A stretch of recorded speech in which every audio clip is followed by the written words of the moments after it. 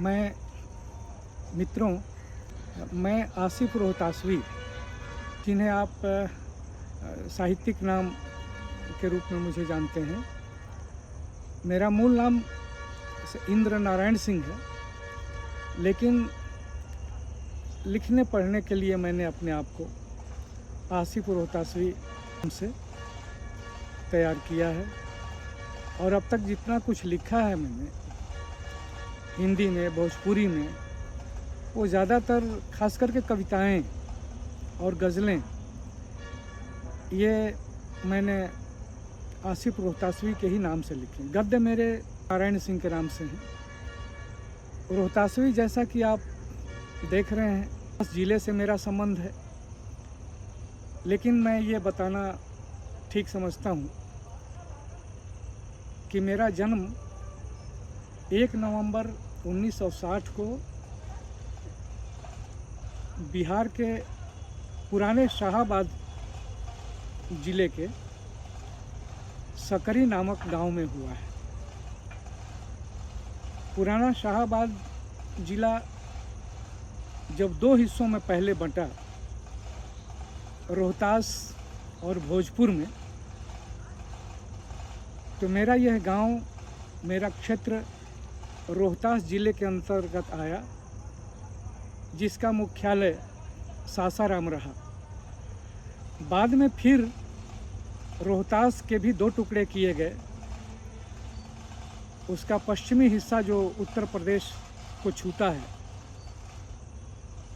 उसे कैमूर नाम दिया गया, जिसका मुख्यालय अभी भभुआ है।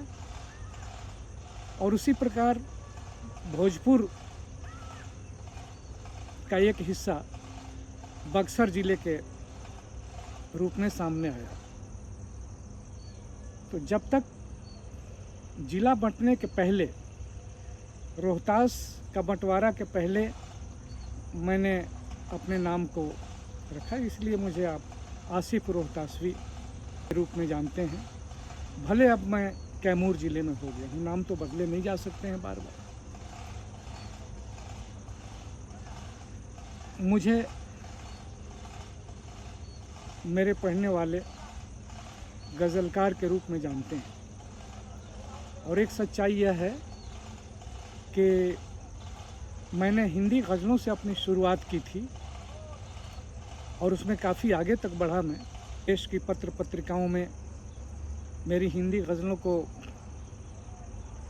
खूब स्थान मिले। लेकिन बाद में 2004-05 के आसपास मैंने भोजपुरी भाषा में भी गज़लें रचने की सोची। इसका कारण यह था कि मैं देखता था कि भोजपुरी में जो कुछ लोग लिख रहे थे गज़लें, उनकी गज़लें बहुत पुरानी ढर्रे की थी। उर्दू फारसी की जो इश्किया शायरी हुआ करती थी पहले, कुछ वैसे ही केवल प्रेम और श्रृंगार की बातें, प्रकृति चित्रण की बातें, सामाजिक बातें जो हैं, जन की बातें, भोजपुरी गज़लों में, खास करके शुरुआती गज़लों में बहुत कम मैं पढ़ पाता था, देख पाता था। मेरे अंदर एक संकल्प जगा कि मेरी भोजपुरी भाषा इतनी उम्दा है, इतनी संपन्न है, इसका साहित्य भी और जनसंख्या के लिहाज से भी, तो क्यों न भोजपुरी भाषा की गज़लों को भी इन 4 संकलनों में मेरी कोशिश रही है कि भोजपुरी गज़ल को हिंदी गज़ल के समानांतर स्थापित कर सकूं। और कई हमारे वरिष्ठ भोजपुरी के साहित्यकार भी हैं, उनमें से कई अब इस दुनिया में नहीं हैं, और कई नए लोग भी, नए मित्र भी उत्तर प्रदेश और बिहार से भोजपुरी में अच्छी गज़लों का सृजन कर रहे हैं, तो मैंने सोचा कि अब अपनी भोजपुरी गज़लों को आपके सामने इस रूप में भी लाऊं, वीडियो और ऑडियो के रूप में भी। अब तक की विश्वविद्यालयी सेवा के दौरान मुझे मौके नहीं मिल पाते थे, इतनी फुर्सत नहीं थी। अब अवकाश ग्रहण करने के बाद मैं इस तरफ प्रवृत्त हुआ हूँ। तो शुरुआत में, और मैं पहले बता दूं कि मेरी एक सबसे बड़ी कमज़ोरी ये है कि मैं अपनी गज़लें याद नहीं रख पाता। मेरी स्मरण में एक पूरी की पूरी गज़ल मेरी अपनी नहीं रहती है।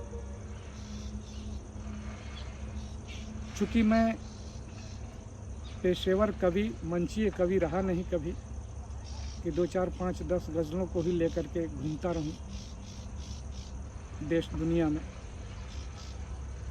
इसलिए भी मेरी एक ये सीमा है जिसे मैं ईमानदारी से स्वीकार करता हूँ कि स्मृति में मेरे अपनी गज़लें कोई एक पूरी की पूरी गज़ल नहीं रह पाती है। तो मैंने सोचा है कि मैं पढ़ करके अपनी गज़लें, और दोनों तरफ मैंने प्रयोग किए हैं। मैंने गज़लों का सीधा पाठ भी करने की कोशिश की है और बात तरन्नुम भी, सस्वर पाठ भी मैंने अपनी कई गज़लों के किए हैं, जिन्हें मैं आपके भी सामने रखने की कोशिश करूंगा आने वाले दिनों में। और अच्छी बात यह है कि जो भी सस्वर पाठ जिन अपनी गज़लों का मैं करता हूँ, उनके लिए तर्ज भी मैंने अपने तरीके से विकसित किए हैं।